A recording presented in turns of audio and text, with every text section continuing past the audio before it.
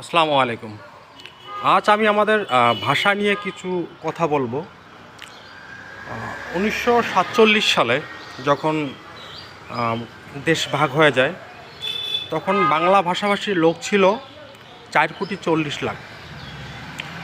দেন 1952 সালের 21 ফেব্রুয়ারি বার্ষিক শিক্ষা সপ্তাহে পাকিস্তানের মধ্যে একটা সিদ্ধান্ত নেওয়া হয় যে উর্দুই হবে পাকিস্তানের রাষ্ট্রভাষা।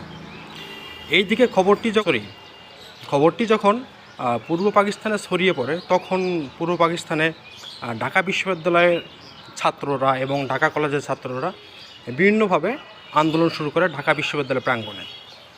ওই মুহূর্তে পাকিস্তানি সেনাবাহিনী 144 ধারা জারি করে। দেন হচ্ছে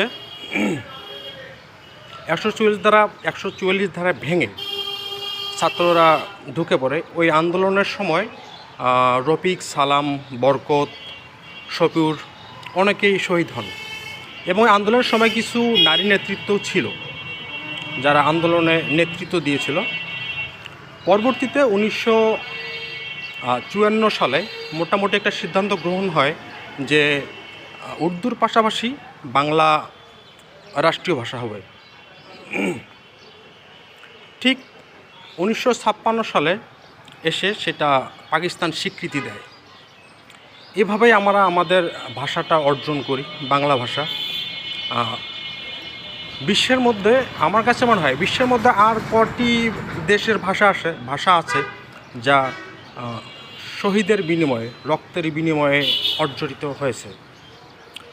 একভাবে বলা যায় যে 1952 সালের ভাষা আন্দোলনের মধ্যেই আমাদের 71 সালের মুক্তিযুদ্ধের বীজ নিহিত ছিল। পরবর্তীতে 1999 সালে ইউনেস্কো আমাদের ভাষাকে, এই ভাষার দিবসকে আন্তর্জাতিকভাবে স্বীকৃতি দেয়। ফলে আমরা আন্তর্জাতিকভাবে 1952 সালের যে ভাষা আন্দোলনটি হয়েছিল, অর্থাৎ 21শে ফেব্রুয়ারি, আমরা এটা আন্তর্জাতিকভাবে সারা বিশ্বেই এটা পালিত হয়।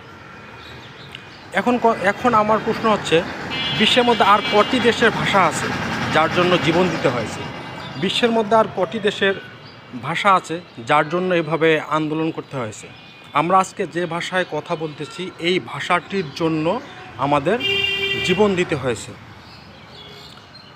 আমার এখন এসে কিছু কিছু প্রশ্ন আমার মধ্যে দেখা দিয়েছে। যেমন আমাদের এখনকার আমরা যারা বিভিন্ন চাকরির ভাইপা দেওয়ার জন্য যাই, এই ভাইবার সময় আমাদের যে সিভিটি দেয়া হয়, এই সিভিটি কিন্তু ইংলিশে লিখতে হয়। কেন? আমাদের বাংলাদেশে যে সকল কোম্পানি, এ সকল কোম্পানি তো বাংলাদেশেরই। তাহলে আমরা ইংলিশে কেন সিভি আমাদের লিখতে হবে? আবার আমরা যে অ্যান্ড্রয়েড ফোন, আমি যে ফোনটা ইউজ করতেছি, এই ফোনের মধ্যে অটোভাবে ইংরেজি ভাষা সেট আপ থাকে। বাংলা ভাষাকে আপনার সুইচ করে একটা অ্যাপস ডাউনলোড দিয়ে তারপর নিতে হয়। কেন? কথায় আছে, যে জাতি যত বেশি শিক্ষিত সে জাতি তত বেশি উন্নত। কিন্তু আমার কাছে মনে হয় যে জাতি বা যে দেশ তার ভাষাকে যত বেশি ভালোবাসে, তার দেশকে যত বেশি ভালোবাসে, সে দেশ তত বেশি উন্নত হয়। আমাদের সমাজে প্রচলিত আছে, আমাদের সমাজে দেখা যায় যে ছেলেটি যে ছেলে বা মেয়ে গড়গড় করে ইংলিশে কথা বলতে পারে, আমরা তাকে ব্রিলিয়ান্ট হিসেবে ধরি। আর যে ছেলে বা মেয়েটি বা যে মানুষটি বাংলা ভাষা গড়গড় করে বলতে পারে, বাংলা ভাষার সেন্টেন্স গঠন খুব সুন্দরভাবে করতে পারে, আমরা কিন্তু তাকে ব্রিলিয়ান্ট বলি না। কিন্তু কেন? এখন এই যে কিছুদিন আগে নির্বাচনের সময় আমাদের ভাইরাল পারসন, আমাদের অনেক ভালো একজন মানুষ, ব্যারিস্টার সুমন, ওনার মেয়ে আমেরিকায় থাকেন, তো ওনাকে বক্তব্য দেওয়ার জন্য বলা হয়েছে। তো ওনাকে দেখলাম যে উনি বাংলা ভাষাটি স্পষ্টভাবে বলতে পারতেছেন না, কিন্তু ইংলিশটা অটোমেটিক্যালি বাহির হয়ে আসতেছে। তো এই যদি হয় আমাদের প্রজন্মের অবস্থা, আমরা ইংলিশ ছাড়া কথা বলতে পারি না, বাংলা ভাষাকে আমরা উপেক্ষা করে ইংলিশে কথা বলা বেশি পছন্দ করি, তাহলে 1952 সালের 21শে ফেব্রুয়ারি আমাদের যে ভাষার জন্য যে যুদ্ধটি হয়েছিল, এটা পুরাটাই বৃথা একটা যুদ্ধ হয়েছে আমার কাছে মনে হয়। আমরা বৃথা তৈরি করতেছি। আমাদের উচিত বাংলা ভাষায় কথা বলা, আমাদের উচিত বাংলা ভাষায় সিভি লেখা, আমাদের উচিত বাংলা সর্বপ্রথম প্রায়োরিটি দেয়া বাংলাকে।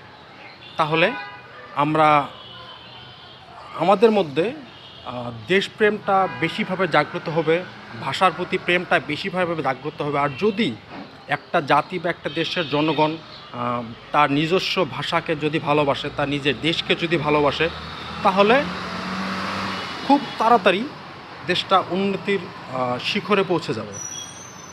যার কারণে আমরা আজকে ভাষা আন্দোলনের প্রায় 73 বৎসর এবং যুদ্ধের প্রায় 53 বৎসর পরেও আমাদের দেশটা এখনও সেকেলেই রয়ে গেছে। মোটামুটি কিছুটা উন্নতি হয়েছে, মোটামুটি আমরা উন্নতি সাধন করেছি।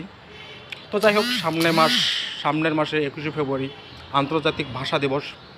আমরা সবাই ভাষা দিবসকে ভালোভাবে যেন পালন করতে পারি, সেই চেষ্টা আমাদের থাকবে। এবং আমাদের যারা ভাষা শহীদ আছেন, রফিক, সালাম, বরকত, শফিউর, এবং যারা ওই সময় কিছু নারী ছিল যারা আন্দোলনের নেতৃত্ব দিয়েছিল, তাদেরকে অবশ্যই আমরা শ্রদ্ধাভরে স্মরণ করব। ধন্যবাদ সবাইকে।